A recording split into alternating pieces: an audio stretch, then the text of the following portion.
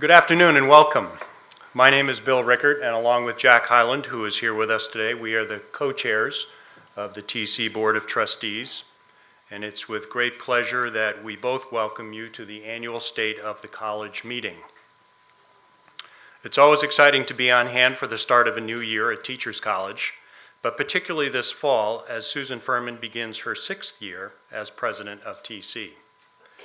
On other occasions when I've introduced Susan, I've listed her major accomplishments. Today, however, I'll share with you what some other less biased observers have to say about our president. In a recent report, reviewers from the Middle States Commission on Higher Education praised Susan's inspired leadership, credited her with using the Middle States review process as an opportunity for collaboration and reflection in the broadest strategic and tactical sense, and declared that, as one of the preeminent educational institutions in the country, Teachers College now has the opportunity to provide leadership in establishing educational best practices that focus on learning outcomes and institutional effectiveness. Pretty nice, pretty powerful words. But the reviewers were just getting warmed up. And I quote again, "Interdisciplinary linkages between research and practitioner education, an affirmed commitment to the local community, and the realized national and international relevance of the college all contribute to a clear sense that this is an institution with core values that pervade both the process and content of their collective educational and service delivery." They continued, "It's clear that President Furman has set a tone from the top that is once visionary, pragmatic, and respectful. Not surprising, perhaps, given the long-standing community ethos for which Teachers College is renowned, but no mean feat in difficult economic times when such processes can be misperceived as more administrative burden than value add." And that, my friends, is high praise indeed.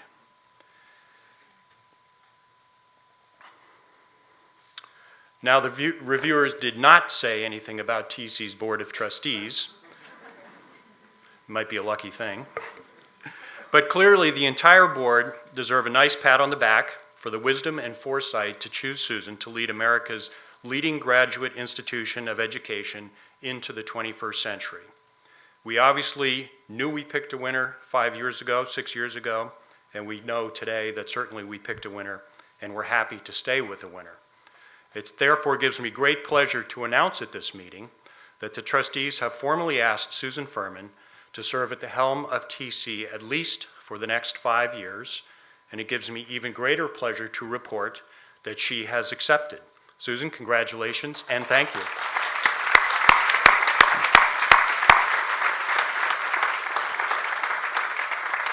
So please join me now in a very warm show of appreciation for our president, now and in the years ahead, Dr. Susan Furman.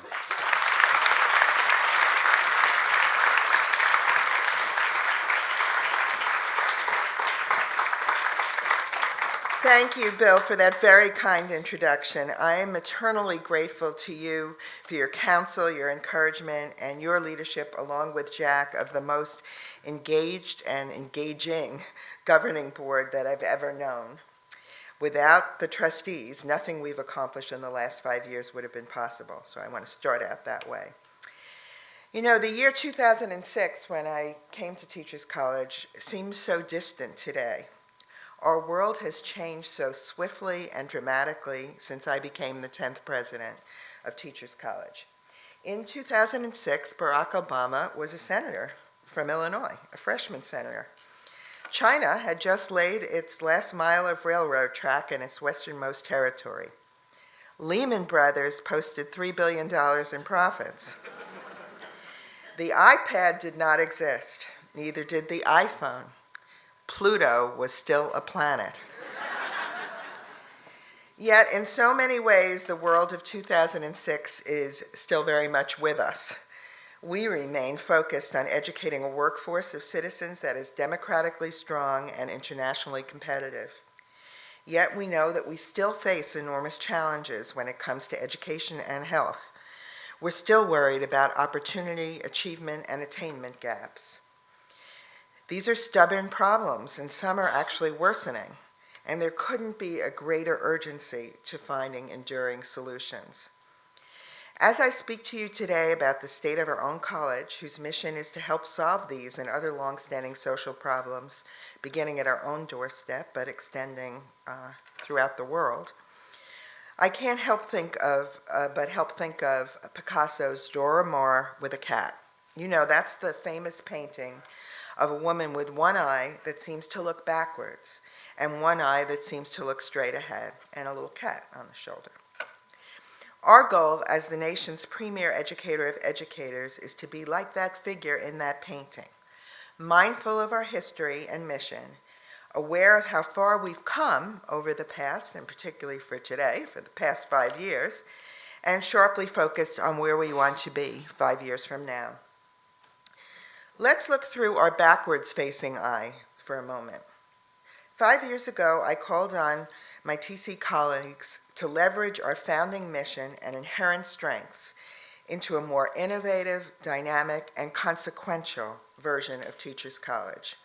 A TC equipped to play an ever more influential and beneficial role in our neighborhood, our city, our nation, and our world, while also leading the way in educating the future in this exciting and yet turbulent new century.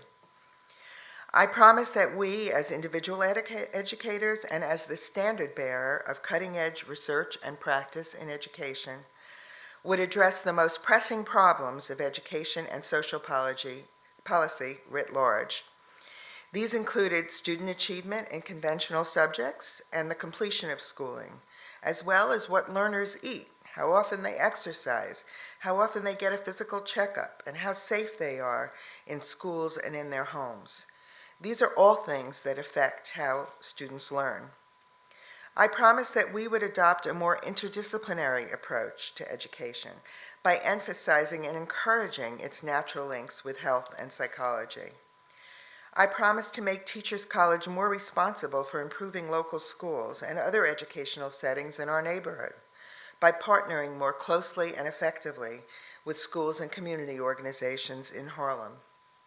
This goal, after all, went to the heart of our founding principle. I quote, "To provide a new kind of schooling for New York City's poor, one dedicated to helping them improve the quality of their everyday lives," end quote.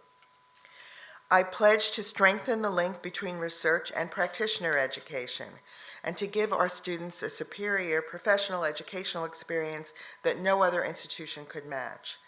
And I promised to extend the influence and impact of all our work. Yes, my goals for TC were ambitious, and I'm proud to report that in pursuing those goals, we've become a stronger, more nimble, and more financially secure institution. Obviously, we can't claim credit for ending illiteracy in our own time. It's still a huge problem, or solving college access and completion challenges, or addressing innumeracy or hunger, or any of the other problems that plague us. But thanks to enormous gains and strides we've made in all areas of the college, we're better positioned than ever to face these huge challenges. That's why I'd like to take a moment to look with our backward-facing eye and forward-facing eye to what we have accomplished at Teachers College and what we aim to accomplish further along. All of us, faculty and administrators, staff and students, have turned Teachers College into a more comfortable home. If you've kept your backward and forward eyes open, you've seen the changes in our own environment that have made the college a place where faculty, staff, and students are happier to hang their hats and where all of us are more motivated and inspired to do our best work. Much of what we've achieved during the past 5 years relates to academic and programmatic innovation, the intellectual ferment that comes from getting our major thinkers and trailblazers to share ideas and work together. Our times are demanding this precise kind of interplay because the problems we face are simply too large and too complex for any single discipline to tackle alone. At the same time, we've needed to create a vigorous culture of assessment in order to organize and align our resources with our strategic goals and priorities. Thus, in 2007, we launched evaluations of all our programs by external reviewers from other universities, based on self-studies by our own faculty. The goal was to review all of our programs, centers, and institutes in order to submit them all to higher standards of accountability. The process was also a catalyst to connect our many dots, to identify points of strength around which faculty and students from different disciplines could pool their talents and ideas. As you can imagine, we were concerned that we could engage the entire community in such work, particularly a community as busy and productive, but also diverse and opinionated, and at times intellectually ornery as TC. During a series of faculty dinners we held, I remember Jeff Hennig saying, only half in jest, you shouldn't have to buy us a meal to get us all around a table. But the domain dinners and other discussions we had did create a different kind of space. It was a messy, often painstaking process. People sometimes wondered whether we were really accomplishing anything substantive, to which the answer is now clear. We were, indeed.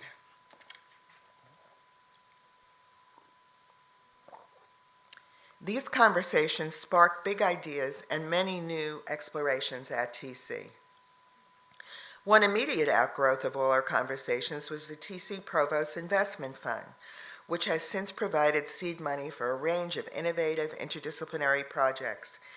These include the nation's first master's degree program for diabetes education, the development of a curriculum to teach students the facts, significance, and consequences of America's national debt, major working conferences on issues such as the creativity crisis in U.S. schools, Latino education, and the growing problem of adolescent illiteracy. Thanks to our self-explorations, we proclaimed last year at TC the Year of Research and took a number of significant steps to increase faculty and student productivity on that front. These include providing assistance in obtaining grants, freeing up time for faculty, enhancing financial incentives, and creating additional funded research opportunities for students. Investing valuable time in rigorous self-studies and candid discussion also paid other lasting dividends for TC. We created a new academic department, Education Policy and Social Analysis, or EPSA, which brings together stellar policy faculty from across all areas of the college. EPSA will serve as a central academic hub for the college's educational policy work across all phases of educational and human development. Probably the best dividend was the happy residue of the lively academic climate we created. We successfully lured eminent teacher scholars from other universities, recruiting future faculty stars from the nation's top programs. I can't possibly name all our new faculty hires, and let me deeply apologize to those of you I'm not going to mention. But I would like to highlight a few of our new faculty. Professor Mariana Soto Manning, an associate professor of early childhood education in the Department of Curriculum and Teaching, came to us from the University of Georgia. She's truly a rising star in her field, having won early career research awards from her AERA division, as well as from the National Council for Research on Language and Literacy. Most recently, she and co-PI Celia Ganeshi and Susan Recchia have been awarded a 5-year, $1.25 million federal grant to expand our dual certification offerings in early childhood education and early childhood inclusive education to help TC prepare duly certified teachers to work specifically with English language learners. Joey Lee, Assistant Professor of Communications, Computing, and Technology in Education in the Mathematics, Science, and Technology Department, creates video games and other online experiences that address social issues, help people learn, and promote real-world impact. One of these, Scholar's Quest, helps post-secondary students develop skills, both academic and social, that better prepare them for future success. Another, Science City Heroes, uses games to get students in New York City middle schools more engaged with science. Judith Scott Clayton, Assistant Professor in Economics and Education and Senior Research Associate at the Community College Research Center, works on the consequences of inequities in student aid funding and on term-time student employment. Her work has earned her notice across the academic world, as well as in the popular press, including the New York Times Magazine. This spring, she was awarded a fellowship to support her work on the policy implications of financial aid on educational attainment from the National Bureau of Economic Research. Georgia Malandraki, Assistant Professor of Speech and Language Pathology in the Department of Biobehavioral Sciences, uses fMRI and MRI technologies to better understand the origins of and possible interventions for swallowing disorders. This year, she was awarded the Early Career Contributions in Research Award of the American Speech, Language, and Hearing Association. Ernest Morel, Professor of English Education in the Arts and Humanities Department and Director of the Institute for Urban and Minority Education, or UMI, traveled cross-country from UCLA to join us this year. His work focuses on adolescents' involvement with popular culture and on using that involvement to promote academic literacy development. We already knew he was a powerful leader to take the helm from UMI's longtime director, our own cherished Ed Gordon. This year, the National Council of Teachers of English further validated this, electing Ernest to lead the organization. In 2011, he serves as NCTE's vice president, followed by one-year terms as president-elect and president. Many of our new recruits are people of color. All told, a full quarter of our standing faculty represent racial or ethnic minorities. Strengthening diversity will remain a strong continuing commitment, as is evidenced by the work of the FEC Race and Cultural Diversity Committee and the Office of Diversity and Community Affairs. Today, we also celebrate several milestones in our continuing commitment to ensuring that communities throughout the world, starting at home, enjoy the fruits of our teaching and research. In 2007, we created the Office of School and Community Partnerships in order to bring sharper strategic focus and execution to our efforts to improve local schools in Harlem. Now those efforts are paying off. Here in New York City, together with the Department of Education and Columbia, we've just launched the new Teachers College Community School, which will serve children in community school districts 5 and 6. TCCS welcomed its first kindergarten class in early September and will phase in additional grades over the next 8 years. This year, the school is operating in a temporary space at PS 133 in East Harlem, but renovations are underway at a permanent facility near our campus. The new school anchors a larger consortium of 6 or so Teachers College Partnership schools, area public schools in which TC is taking a direct hand in shaping curriculum, providing professional development for teachers, and improving student outcomes. The big idea behind the TC Community School and the Partnership School is the integration of great instruction focused on learning in the classroom with supplemental health and social services that promote human development. We're all aware there's a close-by model of wraparound or comprehensive services in the Harlem Children's Zone, but comprehensive services is an old TC idea, and we need to claim credit for it, dating back to our Spire School in 1902, a school that was open from 8 a.m. to 10 p.m. and offered a full-service array to all community members. We think TC can demonstrate to the nation that universities, just as they did then, can bring these services to bear at the school site in a much more cost-effective way than community-based organizations alone. By partnering with professional schools at Columbia, we hope to bring future health and social service practitioners, professionals, and training into the mix with our students and faculty in creating a national model and then providing leadership to other universities in similar efforts. At the same time, we've created new partnerships with governments and academic institutions in countries around the world, including Bhutan, China, the Dominican Republic, India, Iceland, Jordan, Thailand, and Turkey.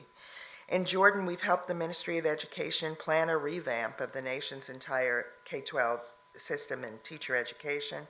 We're also meeting a critical need there by working with hundreds of teachers. This is the TC that our founders envisioned: global, connected, and learning as much from other societies as we impart. We've achieved another milestone in extending our influence and impact over the past 5 years. We've secured TC's reputation as our nation's preeminent center for education policy debate. Aided by the creation of this beautiful Cowan Conference Center and our annual CASAF policy lecture, we've drawn a steady stream of national and international leaders and policymakers to speak and debate here at TC. These include U.S. Secretary of Education Arne Duncan, New York State Regents Chancellor Merrill Tisch, Dennis Walcott, Chancellor of the New York City Public Schools, the education advisors to 2008 presidential candidates Obama and McCain, the head of the Division of Adolescent Health at the U.S. Centers for Disease Control, and the Prime Minister of Namibia, Nahas Angula. Many of these speakers, including the Prime Minister, are TC alumni. Nearly all of them have used TC as a platform to deliver major policy addresses.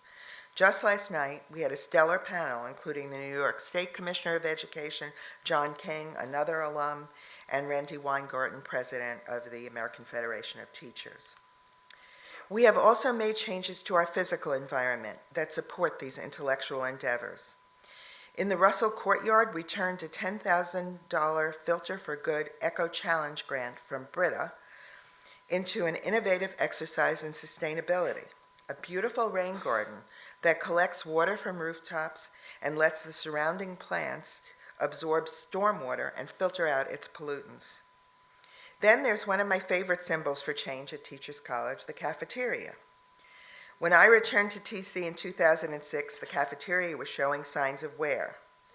The food service area was simply not a pleasant, welcoming space.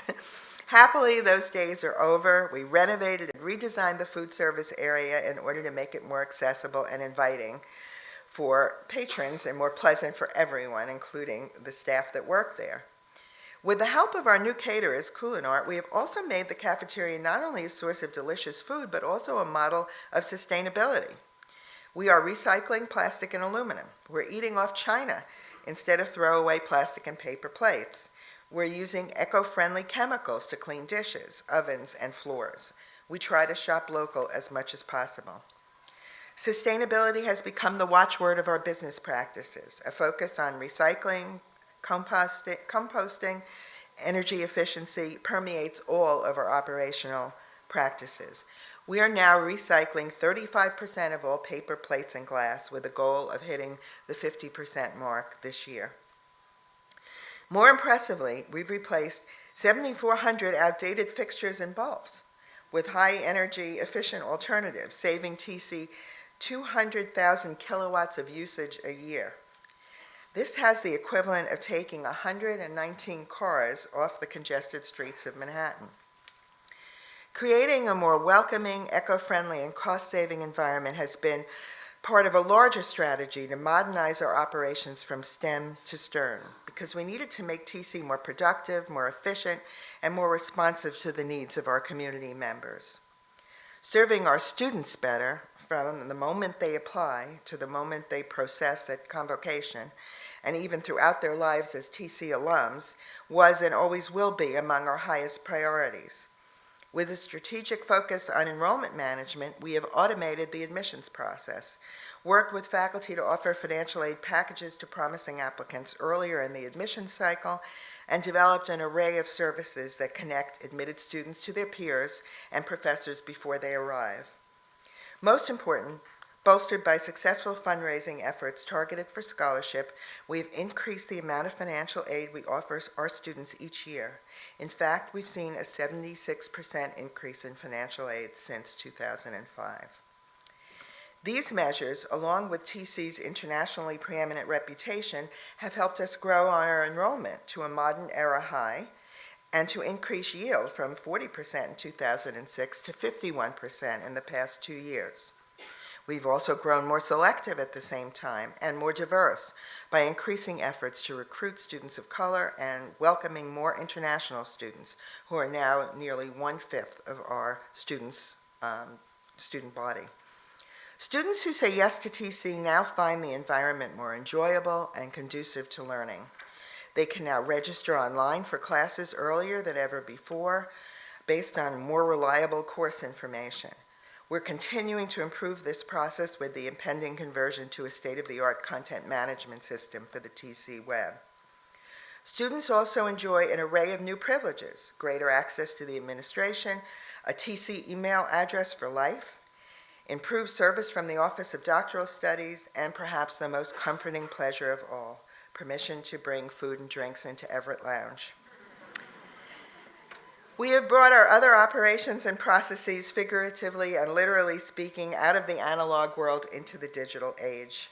We've digitized our record keeping and brought HR functions, purchasing, budgeting, and most of our payroll operations online. We've built a strong, integrated, professional fundraising apparatus in development and external affairs that has produced new records in annual giving and other categories and launched dynamic new programs, including the annual academic festival, to engage our alumni more meaningfully with TC. I'm happy to report that fundraising for TC has remained strong throughout the recession and the continuing volatility in the economy. Just this past fiscal year, we raised $26.2 million in total commitments, which represents a $6 million or 30% increase over last year's total and is among the highest dollar tallies in TC's history. Gifts to our Leadership Giving Society, the John Dewey Circle, grew by 28%, and giving from foundations and corporations rose by 49%. As important from an operational perspective, we've restored TC's financial health and adopted measures to sustain our financial health well into the future. Our endowment performed better than the national average, and we rang in 2011 with endowment over $200 million for the first time since August 2008, and I have read briefly today that today's market is back up to where it began in 2011. Yay. By living within our means, we have achieved internal operating surpluses, which we're able to use to terminate millions of dollars of long-term liabilities. We have begun adopting and implementing multi-year operating budgets that are based on realistic projections of enrollment trends. We've also made 120th Street a bit less wide, working to enhance course-taking opportunities for students, to develop joint programs and joint appointments, and partnering with Columbia in the community and abroad. There are many other accomplishments I could talk about, but of course the central question is what's next? How can we build on these accomplishments? What are our goals for the next 5 years? Right now, we're very much focused on ensuring the success of some of the newly launched initiatives I was just discussing. We want our TC school to truly draw on the expertise of our own faculty, graduate students, teacher alums, educational psychologists, nutritionists, coaches, and others. We want the school to be a demonstration site for best practices and also a place where TC faculty and students can do cutting-edge research. We want to offer the community surrounding the school and our partnership schools a range of services, including adult education, health, and mental health. With TC's breadth and the path-breaking analysis and community building already undertaken by the Campaign for Educational Equity, we're ideally suited to lead a comprehensive service effort and to demonstrate that universities can lead such efforts cost-effectively. We want our recently launched Executive Change Management program within our Department of Organization and Leadership to become the go-to program for corporations and nonprofits who are grooming young leaders to deal with an uncertain business climate. We want to improve technology infrastructure here at TC, even as our faculty and students develop new ideas and approaches to maximize the powers of new technologies in education more generally. I've asked the Provost and the Vice President for Finance and Administration to make a technology plan a central activity for this year. We want to continue to improve our operations, simplifying and clarifying processes and eliminating bureaucracy. It's also time to think even bigger ideas that can transform education in this century and to execute those big ideas sooner rather than later. We reached a pivotal moment where research in the learning sciences, our own unmatched interdisciplinary breadth in education, health, psychology, and human development, our experience in the field, and our heightened sense of mission position us more than ever before to be the nation's premier academic resource and catalyst for educational transformation. Societally, we have dramatically new understandings based on cognitive research and neuroscience research about how people learn, and very specifically what order they follow or what trajectories they follow in learning specific subjects, how they develop language, how learning one language is quite different from learning another language, how they learn to become focused, how people become creative, how they best learn to understand one another. We also have tools that help assess learning and support learning. adaptive educational technologies. While this new exciting learning research is taking place, there's a gap between the knowledge that it's being generated and what's being used in instruction at any age. Education schools are predominantly still teaching future teachers, school leaders, and teacher educators about teaching, when they need to be teaching them more about learning. Teachers of students of all ages, from preschoolers to adults, need to know about the findings from learning research and about new learning support so they can apply them to instruction. What does that mean for Teachers College? First, we can view the new research as an opportunity to assess and improve our own teacher education programs. The world of teacher education is changing dramatically. It seems that every day there are new non-traditional programs popping up, or new policies to create or support such programs. New so-called clinically rich programs are certainly no more clinically rich than ours, but many are far cheaper and may be faster and easier to complete. The real danger is that their emphasis on generic skills represents a departure from grounding in subject-specific pedagogy and deep understanding of learning that we think new teachers need, especially at the time of this explosion in learning research. Such programs can therefore be profoundly conservative, freezing preparation in a vision of what is done by current teachers whose students do well on current tests, as limited as they may be, and cutting teacher preparation off from emerging scholarship.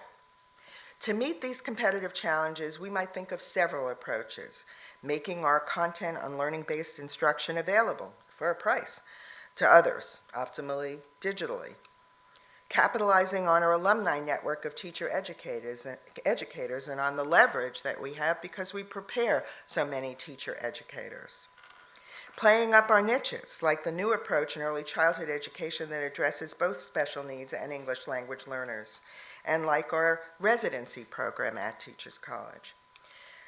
To give leadership to a major renewal in teacher education, Provost James is announcing the promotion of Lynn Goodwin to Vice Dean effective November 1st.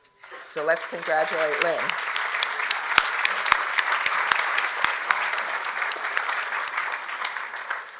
Second, we can also make learning-based curricula for pre-K, for colleges, and for adult settings as well. We can be a clearinghouse for curricula developed by others, reviewing them to see that they're based on learning research. Third, we can work with developers and commercial partnerships, preparing the tools that can then be taken to scale and be used to support learning and to assess learning. We can lead the way in data mining efforts. We're one of the very few institutions that is already thinking about research using data from new adaptive technologies, which capture vast amounts of data as students work in simulations or in gaming settings. Fourth, we will test, assess, and refine our knowledge of learning at the TC Community School. And fifth, leading the way in integrating research and practice in the learning sciences will also open up entirely new ways of thinking about the educational system, about policies, and about productivity.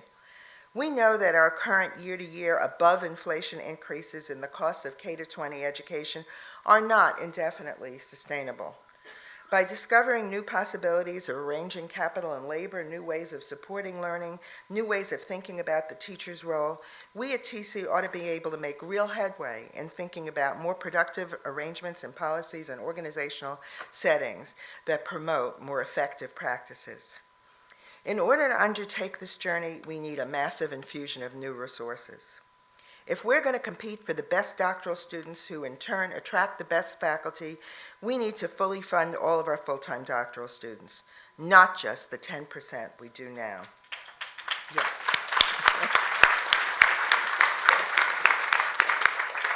While we will always welcome part-time doctoral students who are working professionals and who want to come to TC, we need to give each full-time doctoral student full tuition and a stipend so they can apprentice in a research or practical setting directly related to their course of study. Likewise, we need to reduce the crushing debt burden between $40,000 to $60,000 per student for our master's students. Many came to TC because they want to work in urban settings, and yet paying off that debt makes it impossible often, and they're among the first to be recruited for the suburban offers, be it for teachers or principals or superintendents, because they can make more money. We also need to invest in our faculty. We need to recruit the most promising newcomers and the next generation of rising stars, and most important, retain the wonderful faculty that we have who are at their peak and are being sought after daily. We need to endow more faculty chairs and to provide all our faculty with seed money they need to work on projects and to develop their centers, think tanks, and laboratories. And we need to make sure that all of our buildings, most of which are getting on not just in decades but in centuries, are safe, welcoming, and equipped with the technology that will empower our faculty and our students to do the best work. Making financial aid more effective and competitive, bolstering faculty support, providing our community of scholars with the technology and environment that supports excellence is a tall order. To meet that tall order, we're launching the beginning phases of a major capital campaign, with the public launch scheduled to coincide with the 125th anniversary of Teachers College. TC's 125th anniversary is truly a monumental milestone. It will be an occasion for us to remind the rest of the world and ourselves how important TC has been to the world. But it's also a time for each of us to remember what drew us to study here, to work here, to grow here. Yes, the changes we've made together for the past 5 years have demanded a lot from all of us, but I also believe they've been psychologically easy for us to make because we all have wanted the same things: a culture of self-assessment and high expectations, a system for focusing our energies and making the most of our talents, an academic environment without unbreachable silos, an environment that encourages us to work together, to hatch big ideas together, and to grow together in sync with a flourishing academic institution. Each week, I receive thrilling news about a new finding, a groundbreaking publication, a prestigious honor, a major grant award, or an amazing student achievement. It reminds me how far Teachers College has come in the past 5 years and how we could not have come so far without the support and dedicated efforts and wisdom of everyone in this room. As we train our gaze, our forward-looking eye to the future, I am so grateful to all of you, and I'm excited about the great work we will do together. I see fantastic things ahead for TC. I hope you do as well. Thank you.